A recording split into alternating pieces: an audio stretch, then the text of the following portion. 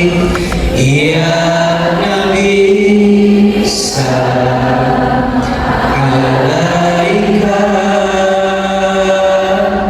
ya Rasul salam salam alaika, ya Habib salam alaika,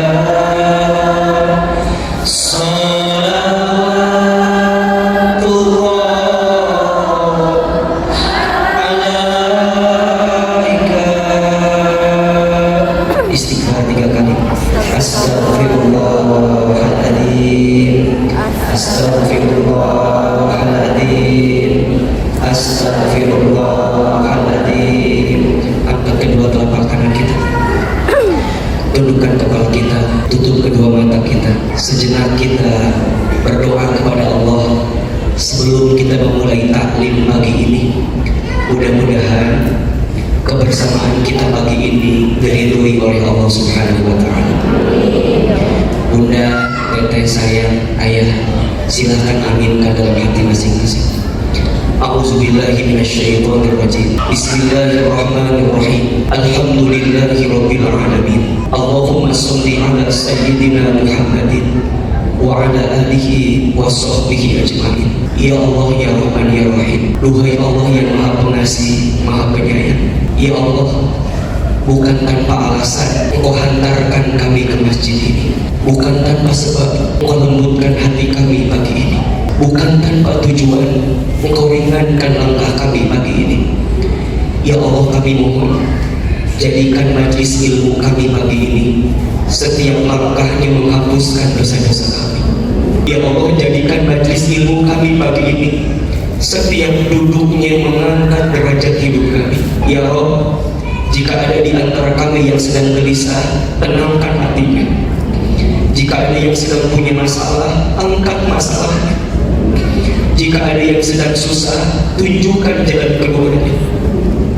Jika ada yang punya aib, tutup aib-aibnya. Jika ada yang sedang sakit, sembuhkan penyakitnya. Jika ada yang punya hajat, kabulkan hajat-hajatnya. Ya Allah, bersihkan hati kami.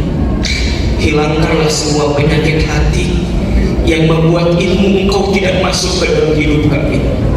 Allah, bersihkan kami dari iri, dengki, ujub, takabur, ya sombong. Ya Allah, Allahumma faqihhu fiddin wa 'allimhu ta'wil. Ya Allah, tambahkan ilmu kami, tambahkan hikmah ke dalam hati kami. Jadikan hidup kami, ya Allah, makin baik, ya Allah, setelah kami mengikuti taklim di pagi hari ini. Rabbana zidna ilma warzuqna fahma. Radina billahi rabba wa bil islami dina wa bi Muhammadin nabiyya wa rasulah. Allahumma inna nas'aluka ilman nafi'an wa rizqan thayyiban wa amalan mutaqabbalan. Rabbana atina fid dunya hasanah wa fil akhirati hasanah wa qina adzabannar. Subhana rabbika rabbil izzati amma yasifun wa salamun 'alal mursalin walhamdulillahi rabbil alamin. Assalamualaikum warahmatullahi wabarakatuh.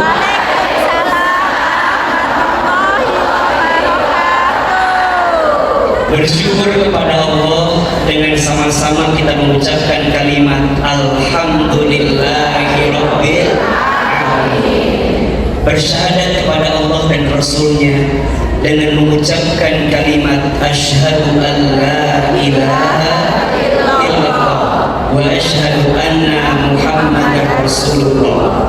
Bersolawat kepada Rasulullah sallallahu alaihi wasallam dengan sama-sama mengucapkan kalimat Allahumma shalli ala sayyidina Muhammad sallallahu alaihi wasallam wa ala alihi wa sahbihi ajma'in, amma ba'du. Apa kabar semuanya? Alhamdulillah. Masya Allah, tabarakallah, senang, bahagia. Mudah-mudahan semua yang hadir pagi ini Allah panjangkan umurnya. Amin.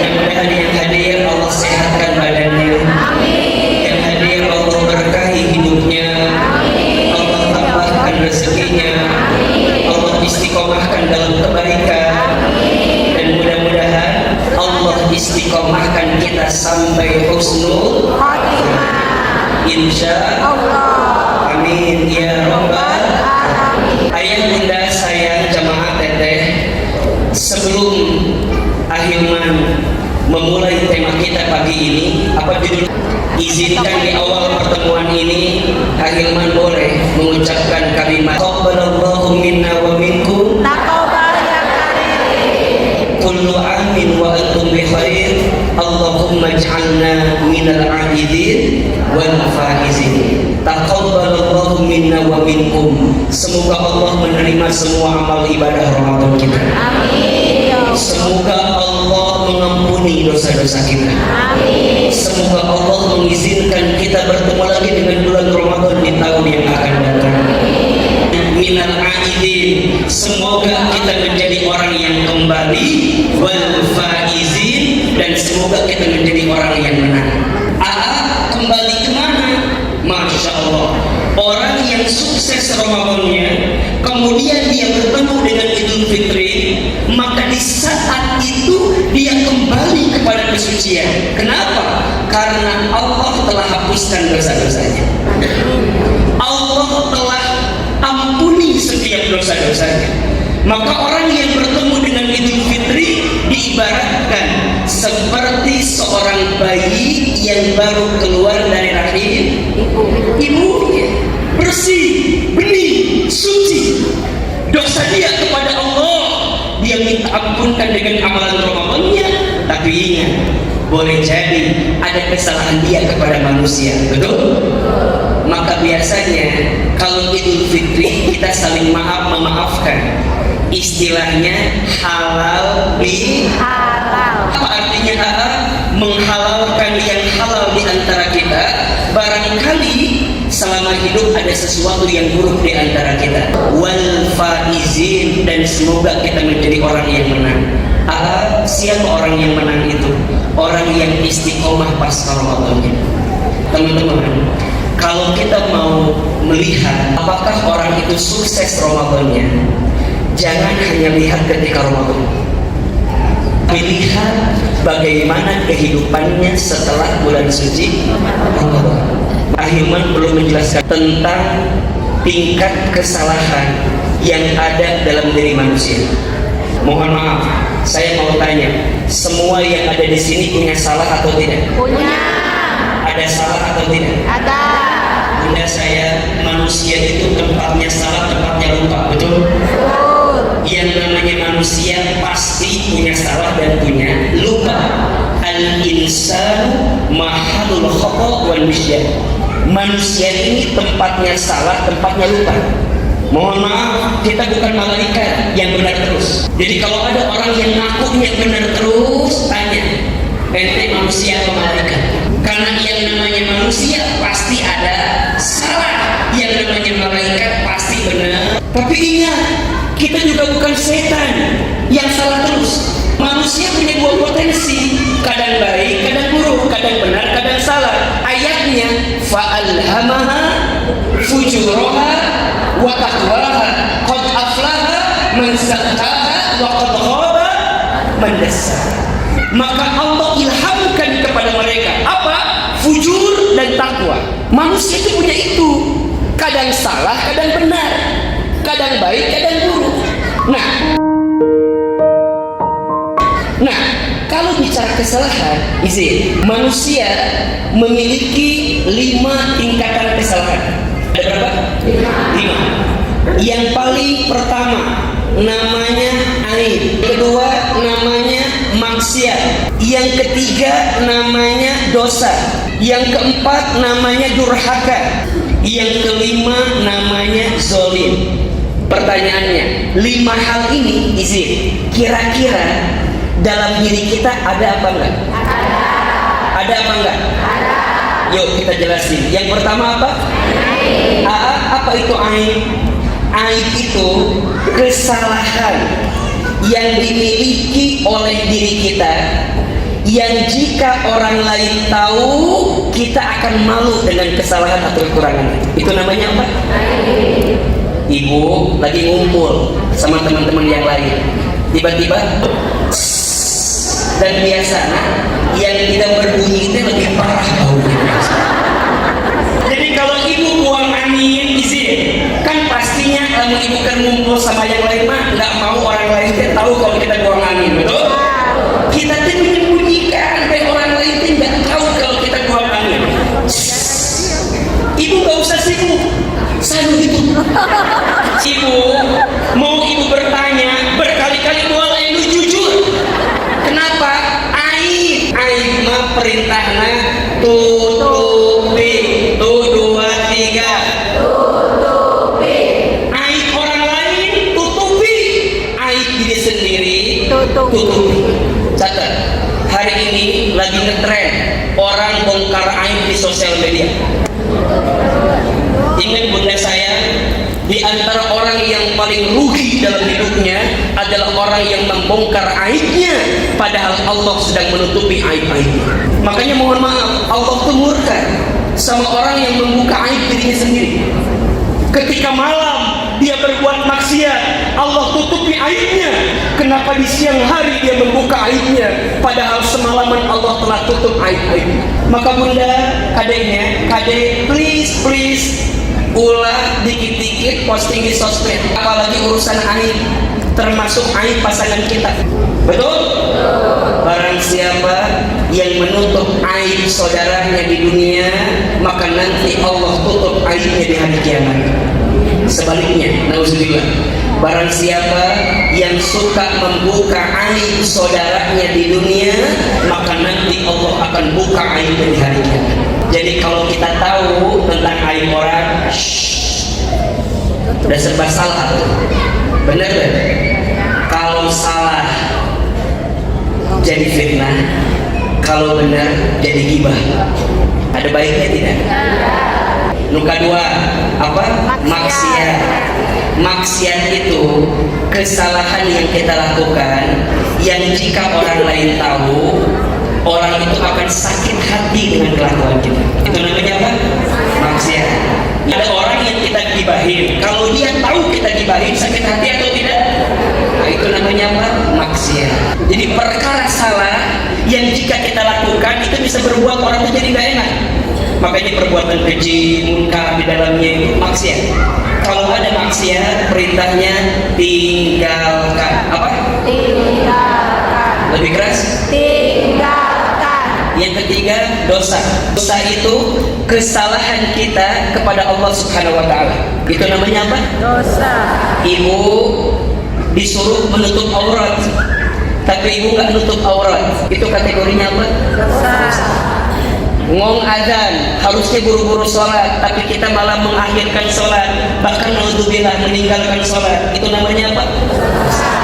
Kalau dosa, perintahnya taubati. Tuh 2, 3. Taubati. Termasuk kesalahan kita kepada seseorang yang melanggar perintah Allah, itu namanya apa? Dosa. Ibu nggak taat sama suami, itu namanya apa? Dosa. Suami nggak ngasih nafkah sama istri dengan cara yang baik, itu namanya apa? Dosa. Sok Saiman mau tanya, yang paling banyak dosa kira-kira suami ke istri apa istri ke suami? Istri ke suami. Yang paling banyak dosa suami ke istri apa istri ke suami? Suami. Bapak-bapak kalian ada berapa? Banyak suami ke istri apa istri ke suami? Istri ke suami. Ibu yang paling banyak dosa suami ke istri apa istri ke suami? Suami ke istri. Baik, akhirnya jelasin ya. Yang paling banyak dosa itu istri ke suami. Suami ke istri mah nggak ada dosa. Loncat ya. Ada yang keempat namanya durhaka. Saya ulangi dulu. Durhaka itu kesalahan seseorang yang ada di bawah kepada yang di atasnya. Anak punya salah sama orang tua, disebut dengan apa? Durhaka. Termasuk ini, istri punya salah sama suami, iya dosa, tapi perkaranya namanya apa? Durhaka. Istri nggak taat sama suami, iya dosa, perkaranya durhaka. Istri tidak mampu menjaga diri dan keluarganya terhadap suaminya, ia dosa. Perkaranya istri ngambil uang tanpa izin suami. Kalau memudaratkan, merugikan, bahkan menghancurkan keadaan rumah tangganya, itu dosa, perilakunya durhaka. Ingat, kalau durhaka tugasnya perbaiki. Tuh 2, 3. Ada yang kelima namanya zolim. Zolim itu perkara salah yang dilakukan oleh seseorang kepada Allah dan hambanya, yang membuat Allah murka kepadanya dan membuat hamba itu benci kepadanya. Itu namanya apa? Zolim. Ulangi perkaranya. Yang paling banyak dosa suami ke istri apa istri ke suami? Istri ke suami. Yang paling banyak dosa istri ke suami, suami ke istri mah nggak ada dosa, adanya zolim. Begitu gimana? Sama zolim. Jadi kalau istri salah sama suami, perilakunya durhaka, perkaranya jadi dosa. Makanya suami ke istri mah nggak ada dosa, adanya apa? Makanya sejahat-jahatnya manusia adalah suami yang zolim sama istri. Dan izin mohon maaf ya, ini sepengetahuan Ahilman, mungkin Ahilman salah ya. Firaun, ibu tahu Firaun? Firaun itu sejahat-jahatnya manusia, betul? Firaun itu sebrengsek-brengseknya manusia. Firaun mah kesal dikit bunuh orang, kesal yuk bunuh gitu, bunuh. Firaun sejahat-jahatnya manusia, tapi sama istrinya dia sayang. Itu Firaun. Suami ibu Firaun. Firaun sama manusia itu jahat, tapi sama istri sayang. Makanya bapak, ini kunci pak, kunci. Kalau bapak ingin dibahagiakan dalam hidup, bahagiakan istri bapak. Bayangin pak, itu baru satu pak. Poin. Kalau durhaka, perbaiki. Kalau zolim, 3. Taubati, tinggalkan, perbaiki. Berapa? Taubati, tinggalkan, perbaiki. Rakyat punya salah sama pemimpin. Namanya apa? Durhaka. Namanya apa? Di bawah ke atas. Namanya durhaka. Pemimpin punya salah sama rakyat. Namanya kenceng banget kayaknya. Istri punya salah sama suami, durhaka. Tapi suami punya salah sama istri, jelas? 5 tingkatan kesalahan. Yang pertama, perintahnya. Yang kedua, perintahnya. Yang ketiga, perintahnya. Yang keempat, perintahnya perbaiki. Yang kelima, perintahnya taubati dan perbaiki.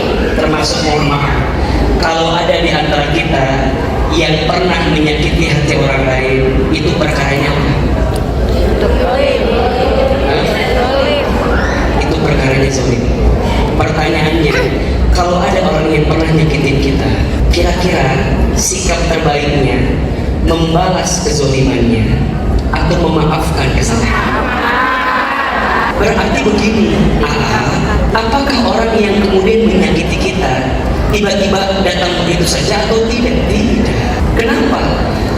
Tidak mungkin ada sesuatu yang terjadi dalam hidup kita melainkan semua atas izin Allah. Betul? Betul. Kalau Allah kemudian menakdirkan ada orang yang menyakiti kita, kenapa ya ada orang yang nyakitin kita? Kenapa ya ada orang yang menzalimi kita? Karena Allah punya rencana. Apa di antara rencananya? Allah tuh pengen ketika ada orang yang menyakitimu, Allah menyiapkan pahala terbaik untukmu. Pahala apa?